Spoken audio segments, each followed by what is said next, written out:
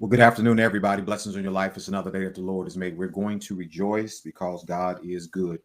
Let me let me preference our short time together today by saying, I want you to make my concern relevant.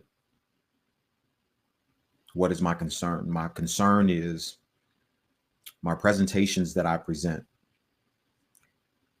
I have a near and dear concern even now more. I'm going to say I don't know if it's more in weight comparison. It's just that I feel that there's an urgency. But it's not that I am heard. Now, obviously, I'm going to be tethered by the message or tethered to the message, but it's not about me. And I don't want this to be about me. I want it to be about the concern that I have. And I'm saying that because what we are up against as a nation, as a world, is very real. And these messages, especially these last 5 or 6 messages that I've taught, they are going to become more and more relevant in this year. And I don't mean to be talking prophetically or nothing like that.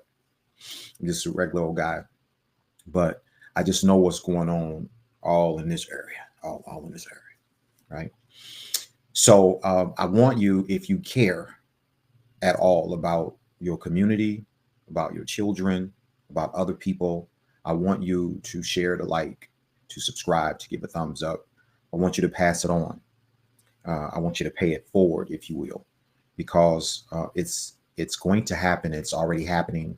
It's going to continue to happen, and it's going to get bigger. And when I say going to happen, I mean all the stuff. We'll pick it apart here. All the things that are going on around us. These things are happening at a very minute level right now, but the fire now, the blaze is getting heavier and heavier. If you've noticed in 2024 has a different feel to it. It has a different texture. Um, Everything is being brought forward. Everything is popping up. It's like it's a harvest, but it's a harvest of the good and the bad. It's a harvest of everything. I mean, it's a harvest of all seeds that have been sown. It's anything, everything, and you can get it. It's in abundance. It's all over the place. And so we're going to have to deal with that because that's the feel. If you notice it, there's a texture now that's going on that feels uniquely different than years before. And politically, it feels different. Socially, it feels different. Spiritually, it feels different. The church is different, right? Because there's so many options, and it's like a different God, and it's a different. I don't even know if I want to include Jesus because um, what screams loud and possibly louder than Jesus now is just doing it my way, or it's God. It's God, and God is expressed in crystals and universe and trees and nature. God is expressed in all kind of ways. So I'm not so sure if Jesus is the focus anymore. That's my point. So it's a little bit different. We're moving towards this thing that I've been talking about, that God is going to get more glory out of the latter than he did the former. And we're getting closer to that glory. I've been talking about it, and we're moving towards that glory. But that glory is going to feel different. It's going to look different. And it's not going to necessarily look like it's God, but it is God, because the way God is going to handle the weight of his glory now, it's going to have a nonchalant, maybe a I don't care, maybe a destructive, um, maybe a disconnected feel to it. It's going to be like that, but in the end, it's going to be his glory, and you will discover it. It's a necessary evil that's going to take place. That is necessary in order for us to experience the latter house having more glory than the former house. Um, that being said, I'm trying to figure out some things here. That being said, I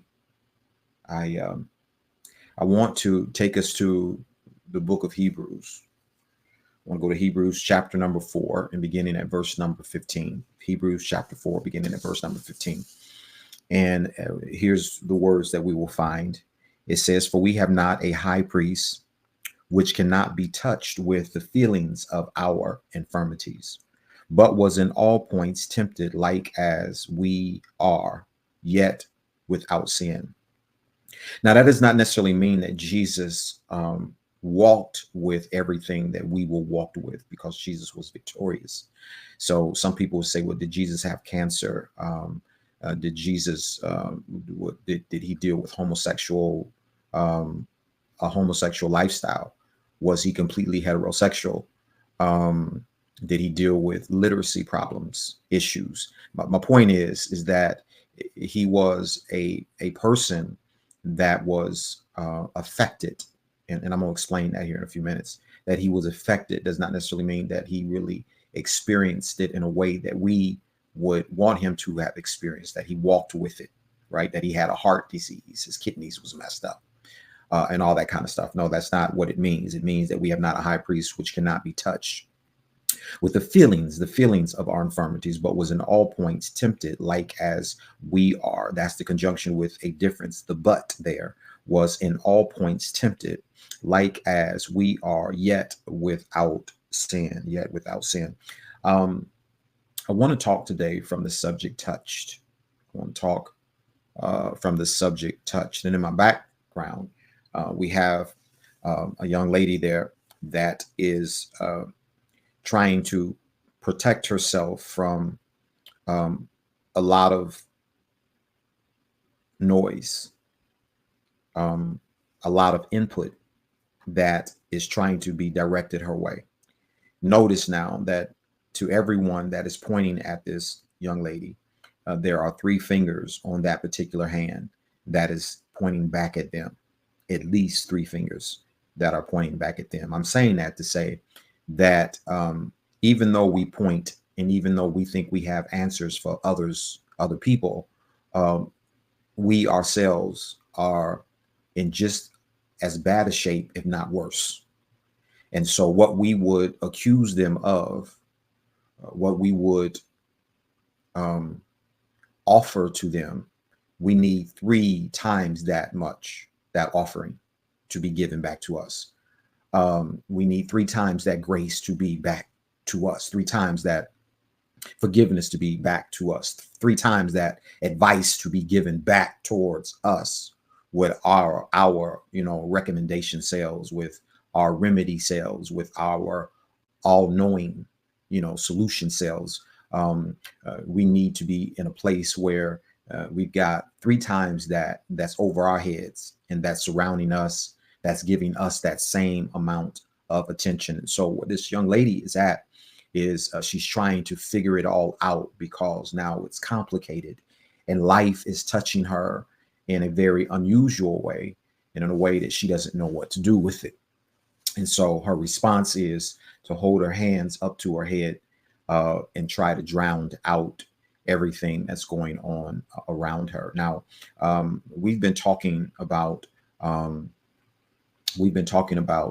residue of Babylon, and that a lot of us are living out of the residue of a place that we've been in, a place that we were never supposed to go. But while we were there, we got contaminated because we spent too much time in a certain place. And so now we've been released from that place and we're trying to move forward. Hence has been the reason for the backdrops and all the messages that I started with the series that we've been dealing with. And we're trying to go forward. We're trying to figure out, how do I build from here? And as we try to make our way through this, we're trying to build new, but we're building on top of old, or we're building with the old foundations or the old ways, the old contaminants. And that is what we experience, what we embrace, what we got used to, what we grew to love from Babylon, not understanding that it was not of God.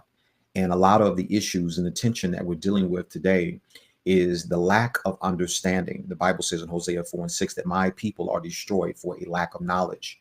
And so when we walk around and we embrace the gods of this world, they present a Babylon type of residue to us, and we start to ascribe to things that just makes us feel the way that we want to feel.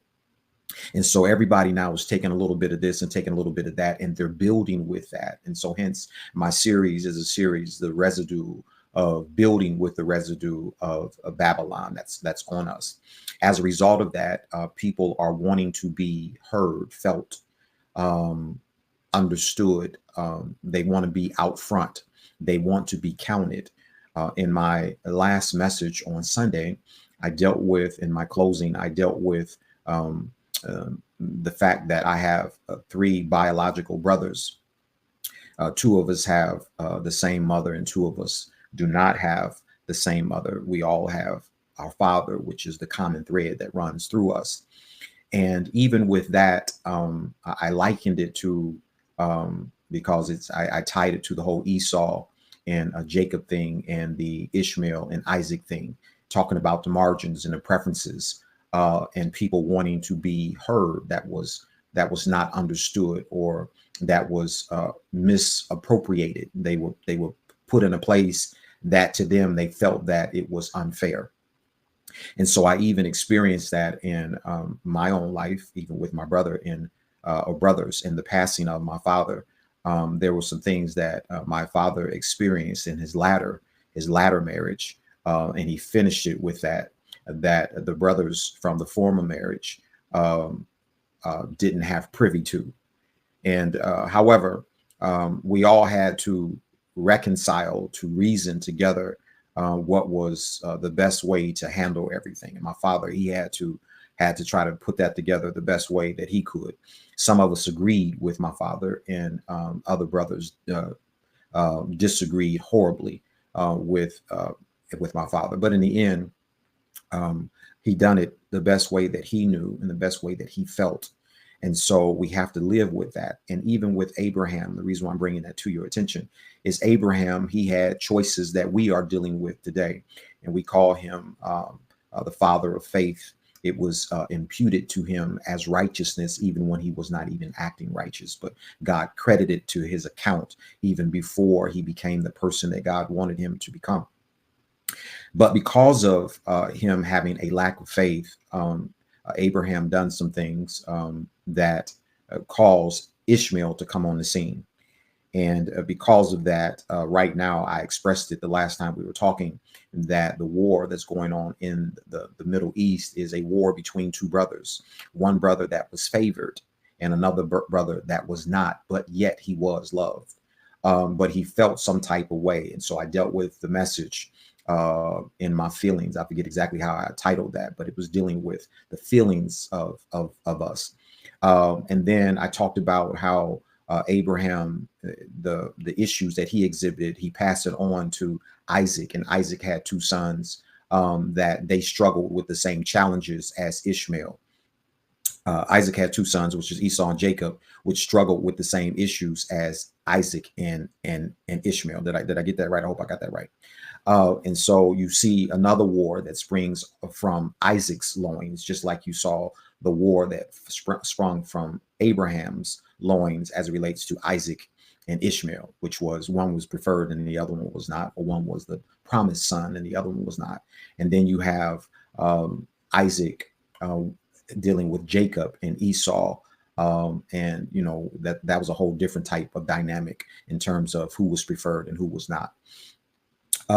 But I said all that, I'm saying all that to say that we are in this space now. When I talk about things popping up, everything is popping up because people want to be heard, even and counted. Even with all that being said, one of the things that we are missing as it relates to these pop-ups everywhere, or this harvest that is going on everywhere, is people are not taking notice, because they're not taking, they have not taken notice. And so what they have not taken notice of now is pushing themselves. They are saying that you're going to notice me one way or the other.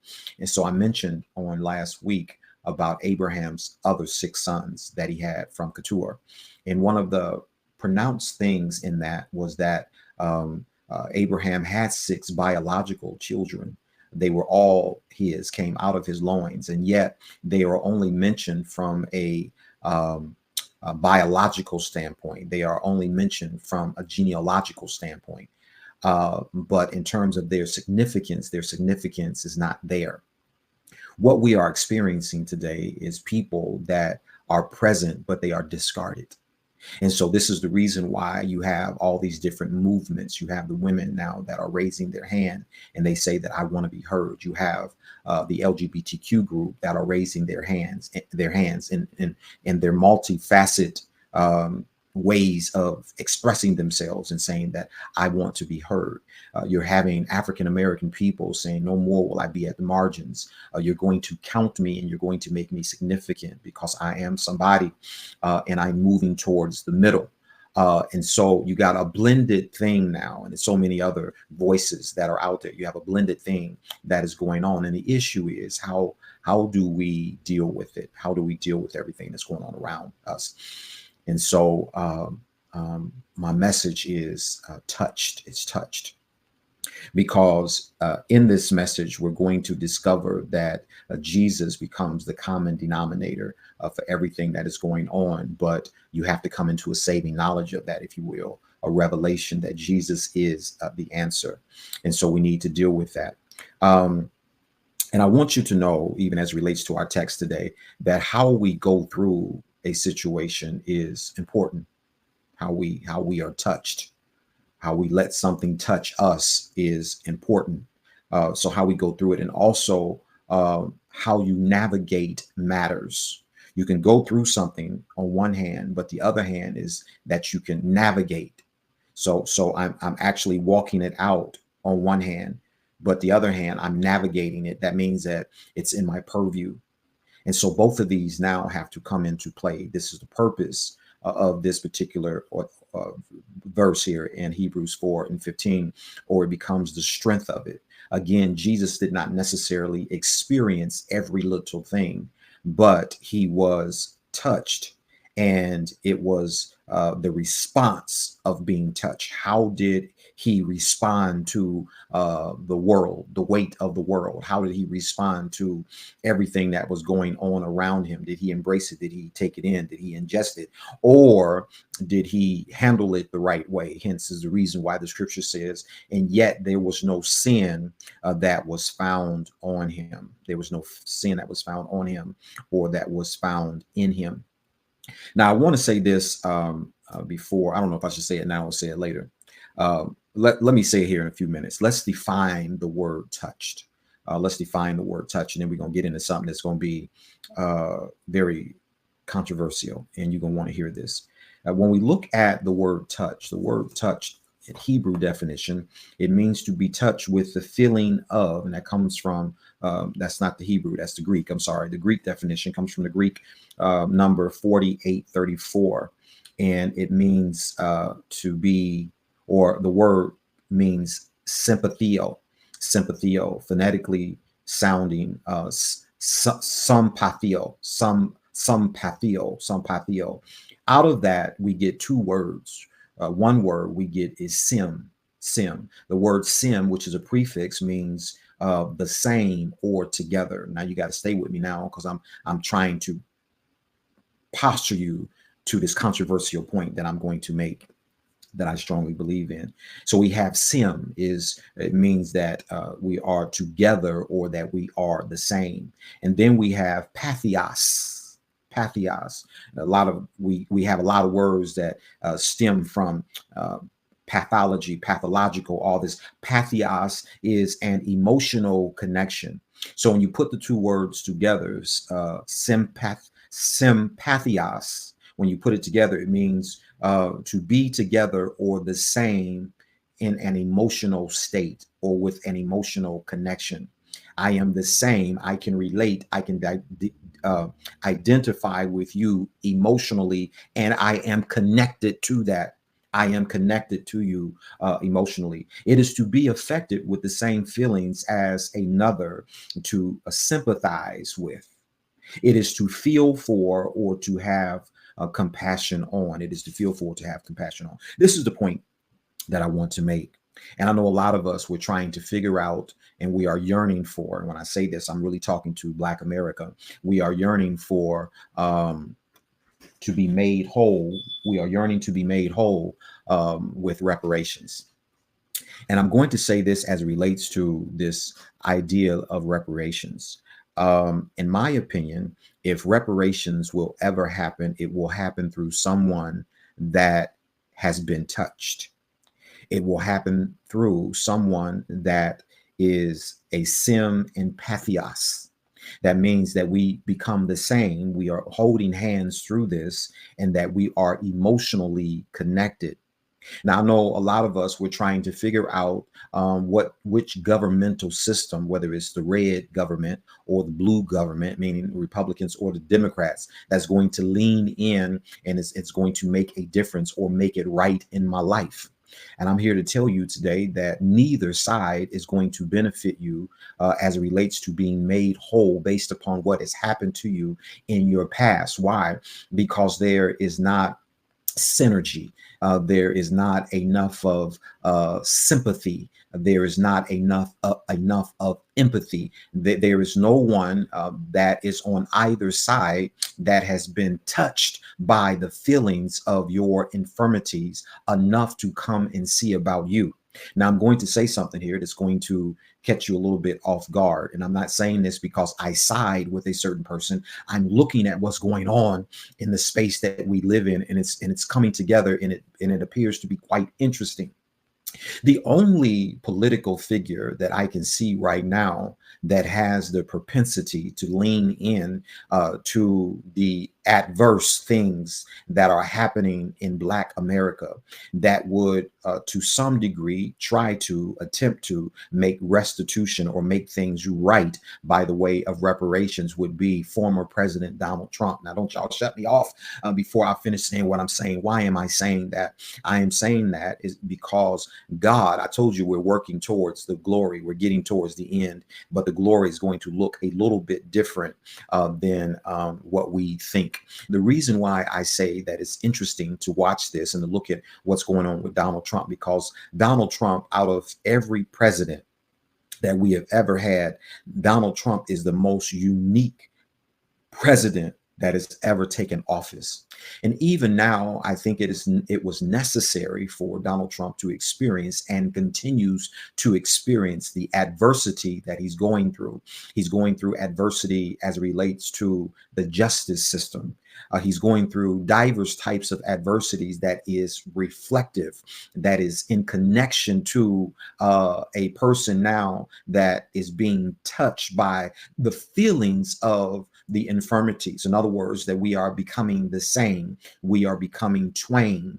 We are emotionally connected. Never before have you looked at a president and could say about them, what do you know about being in prison? What do you know about being ostracized? What do you know about being at the margins? And I know all of them can come with their stories, especially when they're campaigning, and that I grew up in a little town. So I'm so tired of hearing all that. But yet you still don't know what it's like to be touched. So the short of a long story, here we have a person in the body of Donald Trump that now is unusual. He is experiencing what a lot of Black men have experienced, but he's experiencing it in a different way. And so when we look at it, you have to say, God, what are you doing with all of this? And it's not just that, it's a whole lot of things, because once you see, it takes a sick person to understand another sick person, or it takes a caregiver to understand a sick person. Those are the dynamics here between navigate and to go through. To go through it is one thing, but to navigate it is another thing. And so you can sit there and you can say, okay, yeah, well, I've never experienced it, but I've been around it. So when you've been around it, you get sensitized. There's something about you, you become one with that situation, with that problem. And so now your response, your answer to things that are happening in certain arenas, the answer becomes different. Your trigger is different. Your empathy is different. Your Everything about you becomes different. Why? Because now I have been touched. I have been touched. And so I said that because I want you to know that Jesus is the one that has been touched by everything. But I bring up Trump because we are in an election year, 2024, and I have said, and I will continue to say, that I believe that he is going to be the next president for a myriad of reasons. I'm not saying that it is my choice. I will also say, in that same vein, that in order for you to be awarded reparations, and I know that Black people would say, but we've already paid, and you have, and we have already paid the price, but there is going to be more to pay. So the flip side to Trump becoming the president is that, although, and I keep telling you that I got to do a message on the greater good, although it's going to be good in a lot of different ways. Okay, I'm not saying that we're gonna get reparations or not. I doubt it, but I'm saying that I'm seeing crumbs. I'm seeing things, flickers that is changing the world, and the world is going to be judged. And so the things that we have done, they're going to be judged. And so, God, how are you going to do it? And I'm just trying to tell you that there's things that's in the works right now is happening. So when you look at that, although the price has been paid, that you would surmise, you would say, yes, I mean, we've paid it. Yet, if you get someone like President Trump, former President Trump, in office, it's a spirit now that he releases. He will do good on one hand, but he will be terrible on the other hand. And so when you look at change and necessary change, and when you look at how people will benefit, and when you look at the greater good comes with a cost. It comes with a cost. And so although some people may prosper, some people may advance by it, there's other people that are going to go through tremendous loss. And so I wanted to bring that to your attention, because a lot of times we can be all giddy and chipper about something that we feel is going to happen for our good, but not understanding that there is a flip side to it. There's a side effect, and the side effect is going to happen. When Jesus died for our sins, he had to go through the cross. And so, again, I don't want to get into, because see, there's questions there's theological questions as it relates to Ishmael and Isaac and Esau and Jacob, on why did God do the thing that he did. We can get into that. We can get into that. A theodicy is a study of why does bad things happen to good people when we have a loving and all-loving God. And so that's a whole different message of the reason and the rationale behind it. We can get into that at a different time. But God does what he does for a reason and for a purpose. And so at the end of it, am I advocating for one over the other? I am not. I have disdain for both choices. I really do. Yet I can see the bigger picture. I'm not sure how I feel about it, but I can see it. And so I just wanted to give you a little something today to wet your whistle, to go along with what we've been talking about. I hope it's been helpful to you, and I hope it's been a blessing. I want you to let it marinate. Okay. Again, Face to Face is a platform that deals with issues. It's upfront. It's just what it's called. It's Face to Face. So I want you to let it marinate with you, and then consider it as you look at what's going on in the space that you live in, and as you get ready to go to the polls. Okay. I want you to be blessed today. Remember, I love you. God loves you so much more. I want you to go in God's power, God's strength, God's love, God's might, and most of all, go in God's grace until we meet again. Shalom.